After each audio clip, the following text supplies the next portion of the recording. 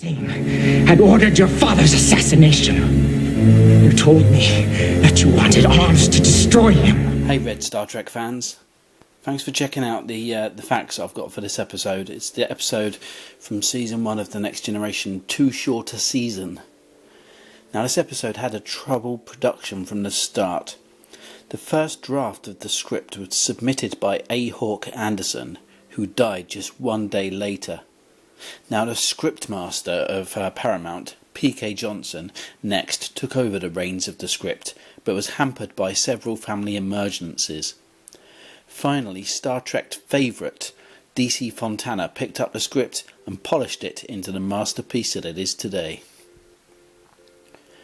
Too Short a Season is the tale of aging Star Trek diplomat who uses special drugs to stay young and to fulfill his important diplomatic work. On the first day of filming the episode, Rick Burman wasn't too happy with the aging makeups used, so he viciously tore them off of the face of the actor, scratching him in the process.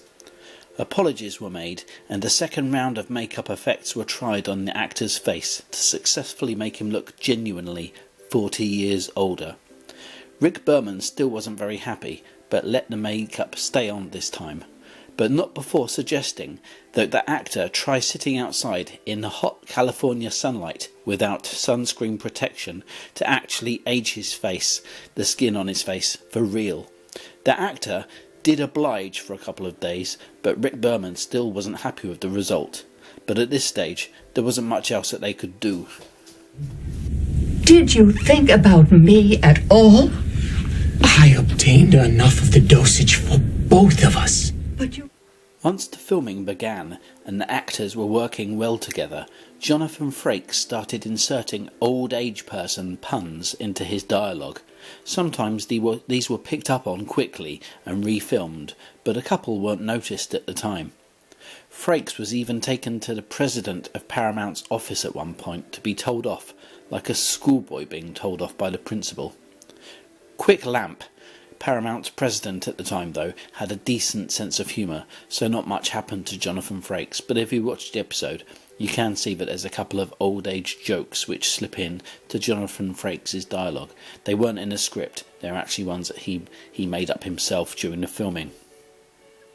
Actor Clayton Rona, who played Jameson, the young old man in the episode, had been a long-time fan of Star Trek and practised for the role by demanding his friends and family all call him Chekhov.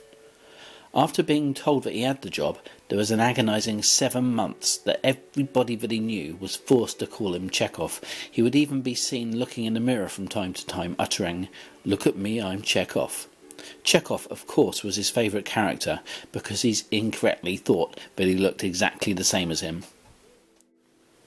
The rubberized makeup that stuck to Jameson's face quickly perished during the filming of the episodes and would leave flakings of thick rubber dust all around the Enterprise sets. The problem was so bad that they hired an extra cleaner just to clean up the sweaty rubber flakes from Clayton Rona's face.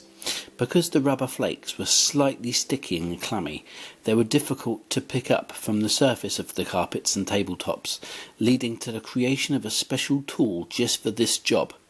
Named Hugson's Trip Tapper by the cleaner, even now modern productions at Paramount will use Hugson's Trip Tapper in their cleaning up when necessary. On a side note, one of the ingredients of the old man makeup was actually a kind of manure. Now this episode was supposed to be the debut of Whoopi Goldberg's very good character, Guinan Oxburgh.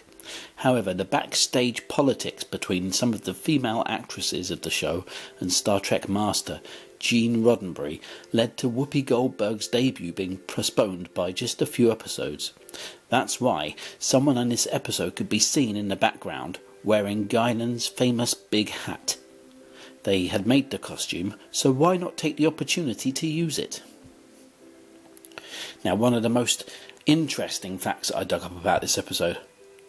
Popular Mortal Kombat character Liu Kang would make his video game debut 4 years approximately after the release of this episode, Although there's no official link between Liu Kang and Too Short a Season, we do assume then that this is all just a coincidence. There's no official word on this from either Paramount or Warner Brothers, but who knows when the truth is going to come out about this. It's really interesting. Now, Too Short a Season is famously the lower budgeted episode of all of Star Trek Next Generation. The average budget for each of the episodes in season 1 and 2 is $700,000. This episode was produced on just less than $200,000 US bucks, which can be noticed if you really look closely. The computer screens don't have as much of a shine as they do in previous episodes, and Deanna Troy's hair can be seen to be quite greasy. Thankfully though, the budget went right up again for the next episode, which would also turn out to be one of Star Trek's very greatest. Thanks for checking out my very interesting facts about Too Short a Season. Please hit that subscribe button unless you don't want to. Every bit helps appreciated unless it's not. Okay, thanks guys.